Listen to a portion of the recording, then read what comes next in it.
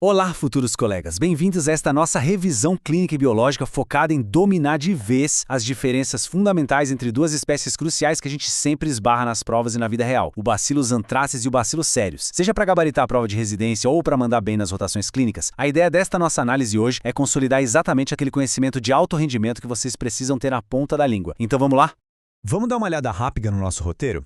A gente vai começar construindo uma base com os casos clínicos, depois vamos passar pela biologia e epidemiologia, mergulhar nos mecanismos das toxinas, traçar um fluxograma diagnóstico certeiro e, para fechar com chave de ouro, discutir o manejo terapêutico. Bom, vamos direto para a nossa primeira etapa, casos clínicos, o desafio inicial.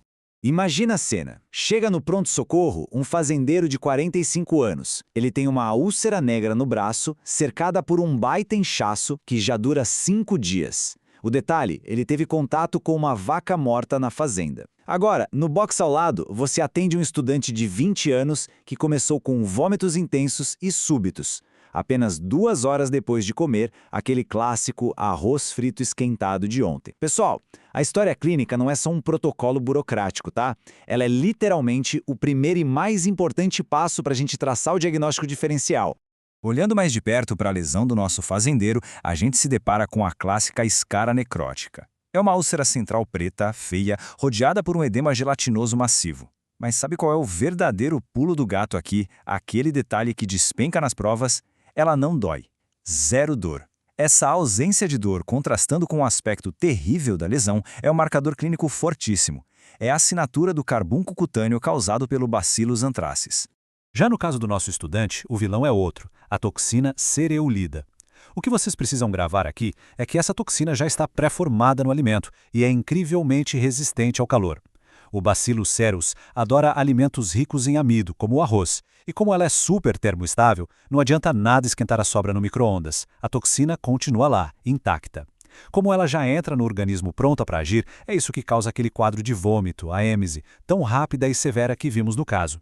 Legal! Agora vamos para a seção 2. Biologia e epidemiologia comparada.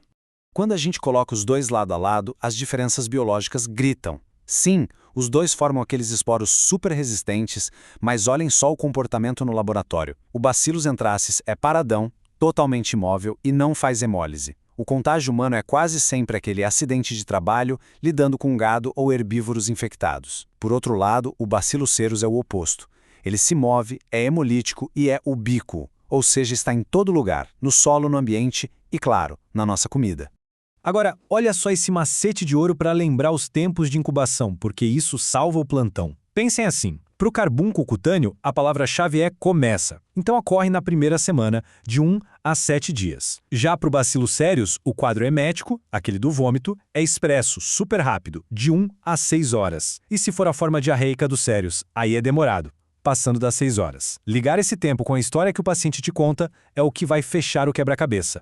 Avançando para a seção 3, vamos entender as toxinas e seus mecanismos de ação. É fascinante ver como o Bacillus anthracis age no nível celular. É quase uma operação tática em 4 passos. Primeiro, o antígeno protetor gruda na célula do hospedeiro. No passo 2, ele sofre uma clivagem, um corte que abre literalmente um poro na membrana. E é no passo 3 que a mágica sombria acontece. Esse antígeno protetor se une ao fator de edema ou ao fator letal. Curiosamente, se você pegar eles isolados, não fazem quase nada, mas juntos... No passo 4, ocorre a endocitose. O fator de edema inunda a célula de fluido, causando aquele inchaço massivo, enquanto o fator letal destrói a resposta imune e gera necrose. Trazendo essa mesma lente para o Bacillus cereus, a gente vê um contraste gigante entre as suas duas toxinas intestinais. A toxina termostável, responsável pelo vômito, é um tanque de guerra. Ela sobrevive a 126 graus Celsius por 90 minutos. É por isso que age tão rápido. Por outro lado, a toxina termolábil, que causa diarreia, é bem mais frágil. Com 5 minutinhos a 56 graus, ela já é inativada. Só que para causar estrago, os esporos precisam entrar no corpo, germinar no intestino, através de carnes ou vegetais contaminados, e só depois começar a agir. Por isso que demora mais. Entramos agora na seção 4, o nosso fluxograma de diagnóstico laboratorial. A gente precisa de um passo a passo lógico para não se perder na bancada do laboratório. Passo 1. Bater o martelo com a história clínica. Foi bicho ou foi comida? Passo 2. Fazer o gramo. Ambos vão mostrar aqueles bacilões gram-positivos enormes, então ainda estamos no escuro. Aí vem o passo 3, o divisor de águas. Agar-sangue. A gente olha a motilidade e se tem hemólise. E, se a suspeita de ântrax ainda estiver piscando em vermelho, vamos para o passo 4, a coloração de McFadden, que vai revelar a famosa cápsula polipeptídica exclusiva dele. E os resultados são incrivelmente visuais. O Bacillus anthracis vai formar aquelas colônias clássicas que a gente chama de cabeça de medusa. Ele fica lá quietinho, não é móvel, não faz hemólise e tem aquela cápsula para se proteger dos nossos macrófagos. Já o Bacillus cereus é uma festa no microscópio. Ele causa uma baita hemólise no agar, é super veloz, se mexendo para lá e para cá e não tem essa cápsula específica. Se você souber o que procurar, a diferença é nítida. E agora vamos para a nossa última etapa, a seção 5, manejo terapêutico e prevenção. É aqui que o nosso conhecimento realmente se converte em salvar vidas ou evitar condutas erradas.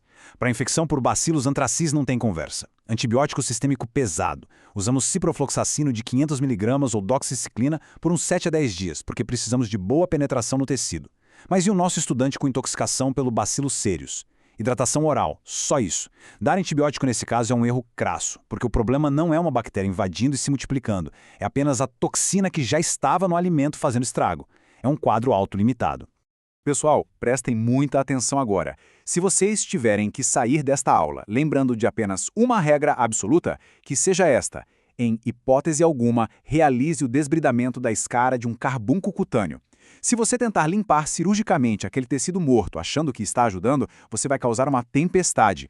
Isso joga de uma vez só as toxinas do antracis na corrente sanguínea do paciente, transformando uma infecção localizada e tratável em um choque tóxico letal em questão de minutos. Não mexam ali.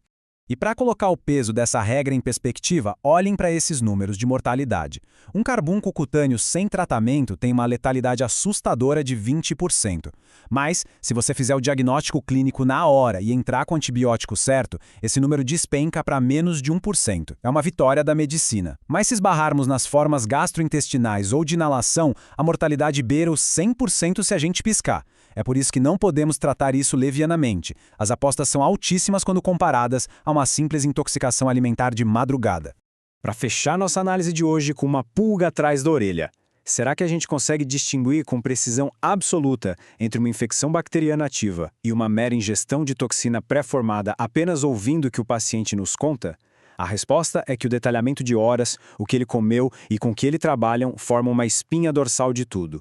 Dominar essas minúcias é o que separa um médico de um excelente médico no pronto-socorro. Espero que essa revisão tenha clareado tudo para vocês. Um grande abraço e continuem firmes nos estudos.